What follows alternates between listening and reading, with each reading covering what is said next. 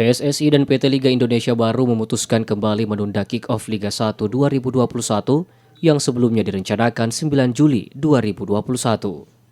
Manajemen PSM Makassar menegaskan latihan persiapan Wiljan Pulim CS tetap berlanjut, meskipun saat ini PSSI dan PT Liga Indonesia baru kembali menunda kompetisi hingga akhir Juli 2021 mendatang. Ini merupakan penundaan kompetisi sepak bola tanah air kesekian kalinya sejak masa pandemi 2020 lalu.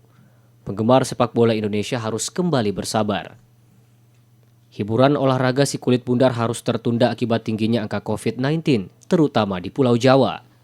Padahal, rencana seluruh laga Liga 1 2021 dipusatkan di Pulau Jawa. Kick-off pun direncanakan 9 Juli 2021 setelah PSSI dan PT Liga Indonesia baru menerima izin dari kepolisian. Sekedar diketahui, kompetisi Liga 1 terakhir kali bergulir Maret 2020 lalu.